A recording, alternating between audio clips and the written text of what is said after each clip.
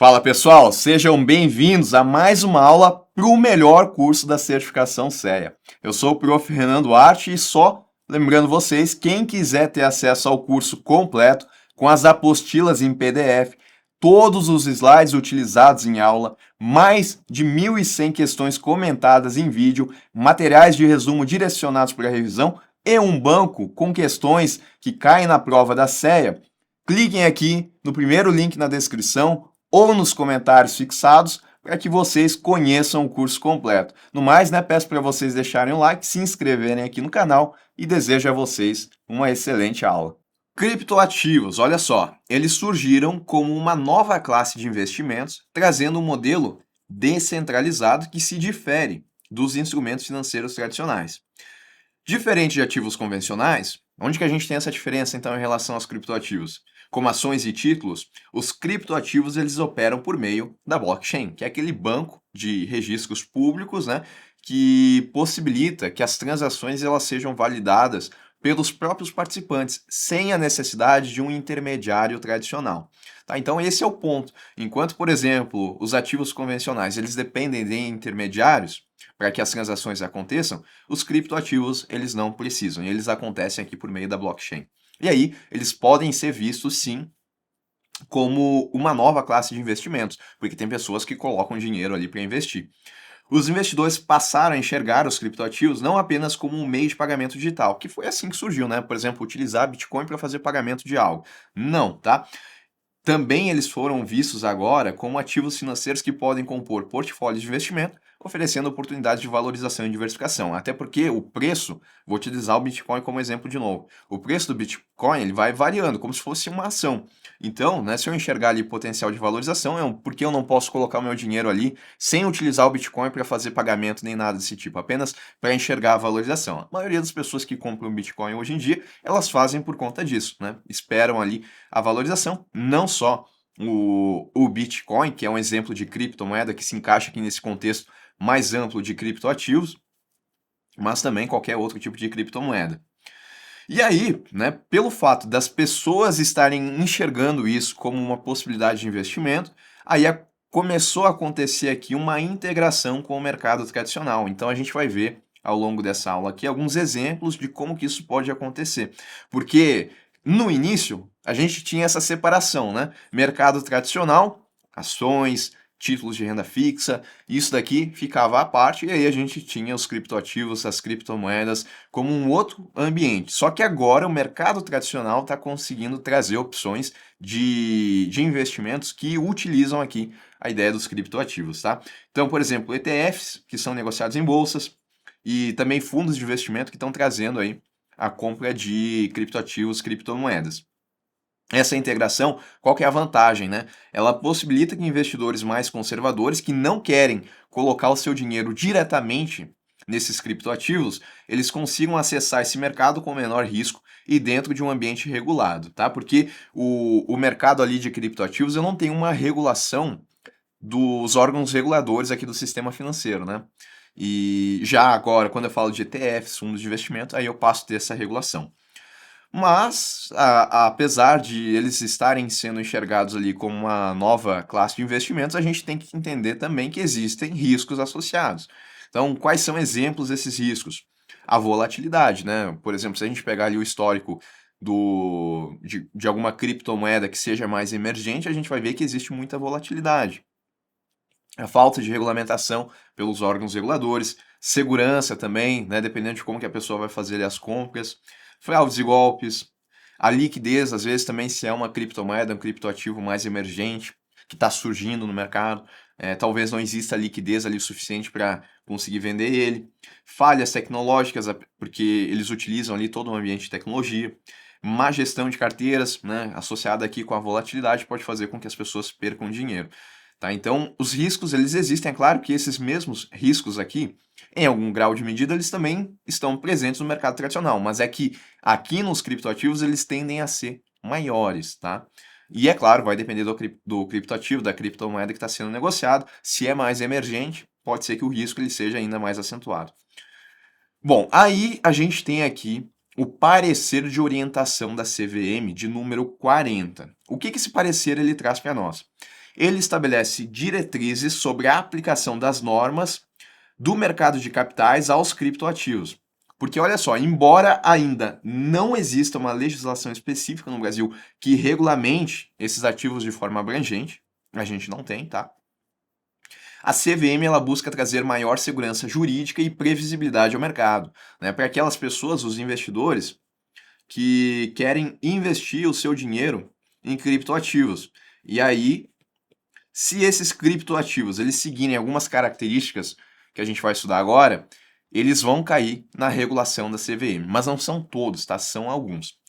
E aí, o parecer, esse da CVM, ele serve justamente para isso, ele esclarece para nós quais são as situações onde os criptoativos eles podem ser considerados valores mobiliários e, consequentemente, eles vão estar sujeitos à regulação da CVM. Então, não são todos os criptoativos que vão ser considerados valores mobiliários. Esse já é um ponto. Mas aqueles que forem considerados valores mobiliários, eles se sujeitam à regulação da CVM. E vamos lá, né? A CVM, ela define os criptoativos como representações digitais de valores protegidas por criptografia, né? Por isso o cripto, cuja propriedade pode ser registrada e negociada por meio de tecnologias de registro distribuído, como a blockchain, que é onde a gente não tem uma instituição centralizadora. No entanto, nem todo criptoativo é automaticamente considerado um valor mobiliário. E aí, quais são as situações em que eles são? O parecer explica que um criptoativo ele vai ser tratado como valor mobiliário e, portanto, ele vai estar dentro aqui da regulação da CVM, sempre que ele se enquadrar na definição de contrato de investimento coletivo, o SIC. E isso vai acontecer quando existir a captação de recursos do público, que significa que o ativo ele é oferecido de forma ampla a investidores, então eu tenho essa oferta, que eu tenho um compromisso de investimento coletivo, o investimento dos participantes ele é reunido e aplicado em um empreendimento comum, e uma perspectiva de retorno. Existe essa expectativa de benefício econômico baseada nos esforços de terceiros, tá? Então, se o criptoativo ele atender a esses três critérios, ele vai ser considerado aqui como um contrato de investimento coletivo, o que faz com que ele seja um valor imobiliário. E se ele é um valor imobiliário, ele está sujeito à regulação da CVM, tá? E aí, o que ele vai estar sujeito, né, a essa regulação? Então, ele vai ser necessário aqui o registro de oferta, a prestação de informações periódicas e cumprimento das regras de governança corporativa. A entidade ali que está fazendo essa distribuição, ela vai ter que, então, trazer todas essas informações. Mas só reforçando, tá? Não são todos os criptoativos que vão seguir essas regras. São só aqueles que forem considerados valor mobiliário. E aí vai de interpretação para entender se ele atende a esses três critérios aqui. E aí, a CVM, ela também traz aqui para nós uma categorização dos criptoativos, tá? Em três grupos principais. Tokens de pagamento, que eles funcionam como um meio de troca digital semelhante a moedas, mas sem um laço governamental. São usados aqui para transações financeiras, como é o caso do Bitcoin e de algumas stablecoins lastreadas em moedas fiduciárias. Então, um token de pagamento é o Bitcoin, é uma criptomoeda que vai ser utilizada para fazer pagamento. Tokens de utilidade, isso segundo a classificação da CVM, tá? Oferecem ao titular acesso a produtos ou serviços específicos dentro de um ecossistema, sem conferir direitos financeiros sobre o empreendimento. São comuns em projetos que utilizam blockchain para viabilizar serviços descentralizados, tá? Então, o token de utilidade ele vai fornecer esse acesso a produtos ou serviços específicos dentro de um ecossistema. Essa é a definição. E tokens de pagamento é o meio de troca digital. Tokens referenciados ativos, ou security tokens, representam ativos tangíveis ou intangíveis, como participação em empresas, direitos sobre fluxos de receita futuros ou propriedades imobiliárias tokenizadas.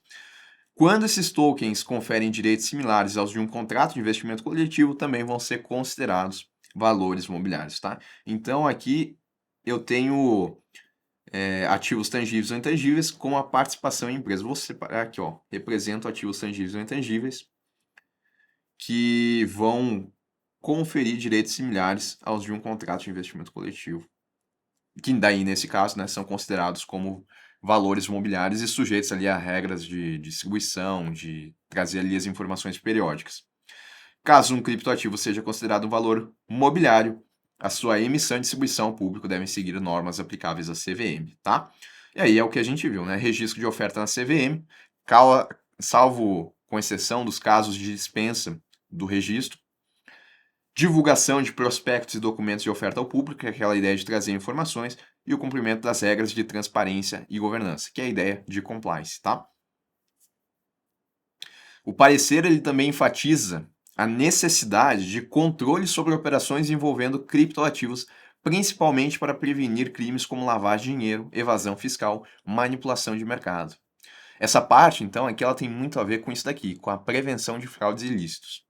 Para isso, a CVM ela orienta que intermediários e emissores adotem medidas rigorosas de compliance. Quais são essas medidas? Identificação e monitoramento dos investidores, transparência na divulgação de informações ao mercado e relatórios periódicos sobre operações com os criptoativos. Tá? Essas medidas, de novo, para evitar fraudes e ilícitos que podem acontecer através da negociação de criptoativos. Além disso, a CVM ela reforça que os investidores devem estar atentos a promessas irreais de rentabilidade, já que muitos esquemas fraudulentos usam criptoativos como fachadas para pirâmides financeiras. Né? A gente vê muita notícia nesse sentido de que o investimento é em tal criptomoeda emergente, que isso pode trazer ganho, mas na verdade não é nada mais do que uma pirâmide financeira, onde o topo lá está ganhando, né, captando demais pessoas, só que essas pessoas que estão embaixo, na base da pirâmide, vão acabar perdendo ali os seus recursos. Por isso, então, a necessidade dessa identificação, desse monitoramento, que são medidas de compliance, para evitar que as pessoas elas acabam, que daqui a pouco elas venham sofrer esse tipo de golpe ilícito. Bom, vamos falar agora sobre os ETFs, né? Porque a gente viu que, embora a gente tenha o mercado tradicional, que é o ambiente do mercado financeiro como a gente conhece, né, como se estruturou nos últimos anos, a gente também tem esse mercado de plataformas descentralizadas, onde são ativos negociados através da blockchain. Só que a gente viu que esses ativos eles estão cada vez mais sendo incorporados no mercado tradicional. E aí um exemplo de como isso pode acontecer é através de ETFs, tá? Que são fundos de investimento que são negociados em bolsa e que replicam o desempenho de determinado índice ativo ou cesta de ativos. Então, nesse fundo aqui, eu posso ter, por exemplo, investimentos aqui em criptoativos. E aí as pessoas vão comprar cotas desse fundo em um ambiente de bolsa, que é isso que configura aqui um ETF. E então, na verdade, ela não está comprando diretamente o criptoativo, ela está comprando uma cota do fundo que investe, que coloca o seu dinheiro em criptoativos. Isso traz um pouquinho mais de segurança. Tá? É uma forma mais acessível e regulamentada, porque embora alguns criptoativos eles não passem ali pela regulação da CVM, a maioria, né, só vão passar pela regulação da CVM aqueles que forem considerados valores imobiliários. O fundo de investimento, eles têm que seguir a regulação da CVM. Tá? E isso vai trazer mais segurança, porque daí o investidor vai estar adquirindo uma cota desse fundo. E aí, dessa forma, eles podem se expor ao mercado de criptomoedas sem precisar comprá-las diretamente. Porque ao adquirir cotas de um ETF, o investidor participa da valorização do ativo sem precisar gerenciá-lo diretamente. Quem vai fazer o gerenciamento é o administrador do fundo. E o gestor, né? Os dois participantes ali. Tipos de ETFs, então, que a gente pode ter. A gente pode ter um ETF de Bitcoin e Ethereum, que são dois exemplos aí de criptomoedas. Podem ser lastreados diretamente nesses ativos, é o que a gente chama de ETF físico, ou em contratos futuros desses ativos. Aí a gente chama de ETFs de futuros. Ou ainda ETFs de outras criptomoedas que não essas duas, que são as mais conhecidas, ou ainda ETFs de empresas ligadas ao setor cripto. Então, em vez de investir diretamente nas criptomoedas, esses fundos aqui eles aplicam em ações de empresas que atuam no setor de blockchain, como corretoras, mineradoras e desenvolvedoras de tecnologia. Tá? Então não está colocando dinheiro diretamente na criptomoeda, mas colocando numa empresa que tem participação ali na blockchain. E aí, dessa forma também o investidor consegue diversificar aqui as opções de investimento que ele tem. Bom, aí a gente tem aqui o conceito também, né, de carteira digital. Essas carteiras, elas são ferramentas para armazenar, enviar e receber criptoativos. Elas funcionam como um cofre digital permitindo que os usuários gerenciem suas criptomoedas de forma segura. Aqui eu já estou pensando naquela pessoa que vai comprar o criptoativo diretamente. Ela não vai utilizar um ETF, ela não vai utilizar um fundo de investimento. Ela vai comprar diretamente. E como que ela vai armazenar isso? Ela vai armazenar através de sua carteira digital, que vai ser utilizada para armazenar e também enviar ou receber, se ela daqui a pouco for fazer o pagamento, alguma coisa do tipo. Cada carteira, né, é uma carteira digital porque ela segue a ideia de uma carteira tradicional, onde eu deposito dinheiro, só que aqui eu estou depositando criptoativos em um ambiente digital, por isso o nome. Cada carteira possui um par de chaves criptográficas. A chave pública, que pode ser compartilhada para receber fundos, e a chave privada, que deve ser mantida em sigilo absoluto, pois concede total acesso aos ativos armazenados, tá? Então eu tenho uma carteira. Essa daqui é a carteira digital, né? Ela existe no ambiente digital. E eu vou ter duas chaves aqui associadas a essa carteira digital. A pública, ela funciona como um endereço bancário digital. É como se eu passasse, por exemplo, o meu telefone para receber um Pix, né? O telefone seria minha chave Pix. Aqui, na minha carteira digital, é a chave pública que é usada para isso. Esse endereço ele pode ser divulgado sem riscos, pois serve apenas para receber fundos. Então, se eu precisar receber, eu passo a chave pública da minha carteira e eu recebo lá a criptomoeda. E eu tenho a chave privada também. Ele é um código exclusivo que dá ao proprietário o controle total sobre os fundos que estão armazenados aqui.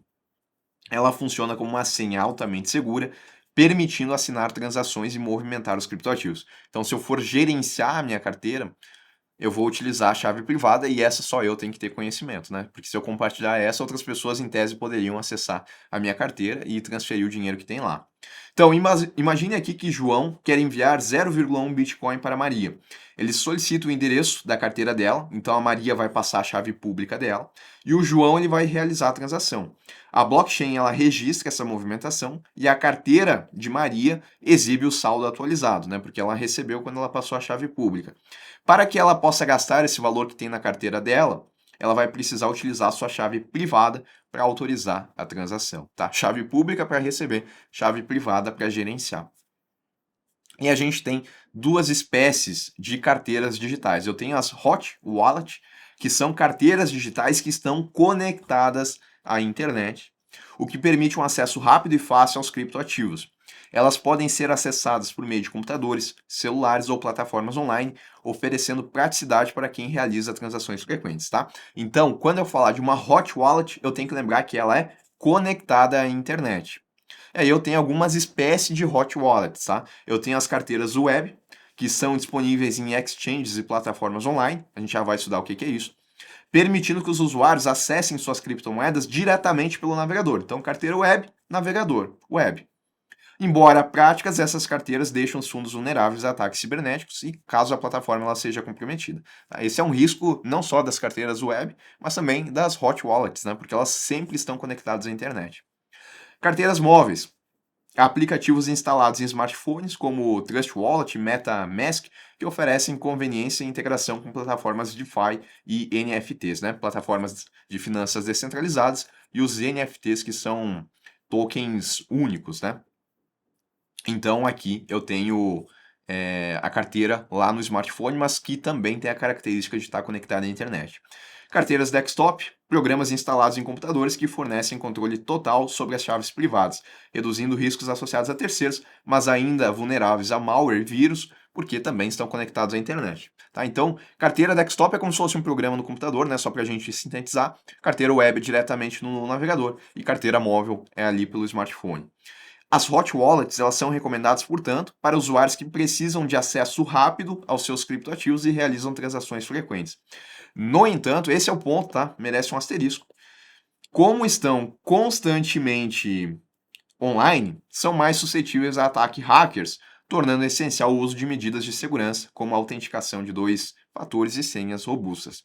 Tá? E se por um lado eu tenho as hot wallets, que têm essa característica, eu tenho também as cold wallets, que são carteiras que armazenam criptoativos, só que de forma offline, proporcionando um nível superior de segurança, visto que não está sempre conectado à internet. Elas são menos vulneráveis por conta disso a ataques cibernéticos e tentativas de invasão remota. E aí eu tenho dois tipos aqui também, tá? Eu tenho as carteiras de hardware, que são dispositivos físicos, como Ledger e Trezor, que são um exemplo aqui, tá? Que armazenam chaves privadas de forma segura. Então, dispositivo físico que vai armazenar aquela chave, mas eu não tenho a conexão à internet constantemente, como eu tenho na Hot Wallet. Para realizar transações, o usuário ele precisa conectar o dispositivo a um computador ou celular e autorizar manualmente cada operação, tá? Então ele vai colocar lá como se fosse uma espécie de um pendrive, para que assim se tenha um acesso à chave privada dele e isso vai possibilitar a movimentação, né? Uma vez que tirou ali aquele dispositivo físico, como se fosse uma espécie de um pendrive, aí ele não vai poder movimentar a carteira dele. Por conta disso, né, é que torna menos suscetível a golpes e fraudes, porque, em tese, né, se tem um vírus ali que está mexendo no ambiente do computador, ele não vai conseguir ele instalar fisicamente o dispositivo. Carteiras de papel, as paper wallets, aqui a gente tem a impressão das chaves privadas em um pedaço de papel, garantindo que o acesso aos criptoativos fique completamente offline. Aí não tem que plugar nada, né? A chave está ali no papel, a pessoa ela guarda esse papel. Embora seguras contra hackers, essas carteiras podem ser facilmente perdidas ou danificadas se não forem armazenadas corretamente. Aí a gente tem outros problemas de segurança, né? A mesma coisa com o dispositivo físico também, que pode se perder. A gente não tem aquele problema de ataque de rede, nada desse tipo aqui, mas tem que guardar o papel ali. As cold wallets elas são ideais para investidores que desejam armazenar grandes quantidades de criptomoedas a longo prazo, minimizando os riscos de segurança digital. No entanto, tá, como eles não oferecem acesso imediato aos ativos, ou eu preciso plugar, ou eu preciso pegar o meu pedaço de papel para saber qual é a chave privada, eles são menos práticos para quem realiza aí as transações de forma frequente. Tá? Então, são as duas diferenças. Uma opera de forma offline, e aí pode ser por dispositivo físico, ou então por um papel. E já aqui as hot wallets, eu posso ter direto no navegador, no computador ou em smartphone. São os principais tipos. E como é que se vai dar o acesso aqui a criptomoedas, tá? Vamos falar aqui das diferentes formas. Eu posso ter uma corretora centralizada, tá? Que são as SECs ou SICs, que são as exchanges centralizadas.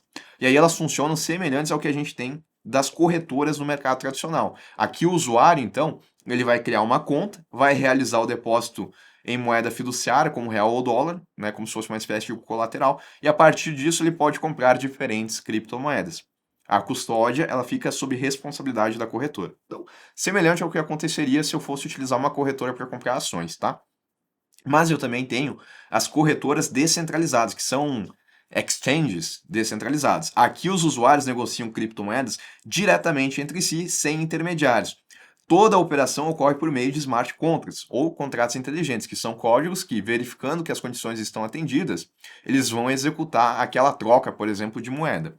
Como não há um órgão regulador ou suporte ao cliente, os usuários eles são totalmente responsáveis pela segurança de suas carteiras e transações. Então, eu elimino aqui a corretora como uma forma de custódia, tá? E eu tenho essas transações acontecendo através de smart contracts.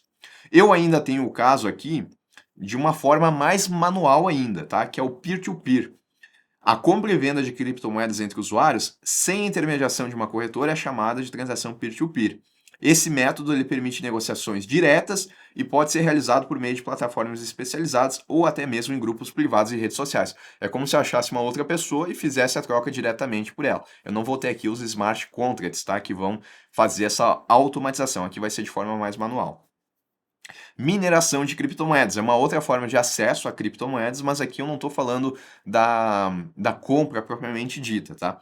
Computadores de alta performance resolvem cálculos complexos para validar transações na blockchain e, em troca, recebem recompensas na forma de novas unidades da criptomoeda minerada, tá? Então, é um exemplo aqui, por exemplo, é o que a gente chama, né, de prova de trabalho. O Bitcoin ele funciona assim, são vários computadores que concorrem entre si para resolver um cálculo matemático e esse cálculo matemático ele valida uma transação que aconteceu na blockchain. Uma vez que alguém acha a solução, valida aquela transação e a pessoa que achou a solução uma ela recebe uma recompensa que é uma forma de criptomoeda, né? Que é uma porção ali de uma criptomoeda. Isso é o que a gente chama aqui de mineração. O staking e recompensas de protocolos DeFi, outra forma aqui de acesso também. O staking ele permite que os usuários depositem suas criptomoedas em uma blockchain que opera com um mecanismo de prova de participação, ou Proof of Stake. Em troca, eles recebem recompensas por ajudar a validar transações e manter a rede segura. Tá? Então é diferente, por exemplo, da prova de trabalho, né, que é o caso da mineração de Bitcoin, por exemplo. No Bitcoin, que é a prova de trabalho, eu tenho pessoas que concorrem, né, computadores que concorrem para resolver uma equação matemática e validar a transação financeira e recebem a criptomoeda. Na prova de participação, é diferente. Os usuários, eles depositam suas criptomoedas e aí eles podem, né, ser selecionados ali para resolver uma equação matemática e validar a transação que está acontecendo. Eles não concorrem, né, no sentido de estarem ali resolvendo o mesmo cálculo matemático, mas eles precisam fazer esse depósito aqui de suas criptomoedas. E aí, dessa forma, nessa prova de participação de que eles estão ali, eles vão conseguir, então, validar as transações e, por conta disso, vão receber recompensas. Plataformas descentralizadas também oferecem liquidity pools, né, pools de liquidez, onde os usuários eles fornecem liquidez para trocas de tokens e são recompensados com taxas de transação. Então, uma outra forma, né, de estar ali tendo essas ofertas de compra e venda para trazer liquidez aos ativos que estão sendo negociados. Quem está ali nesses pools aqui de liquidez também pode receber uma recompensa em forma de criptomoeda, o que também é uma forma de acesso a esses criptoativos.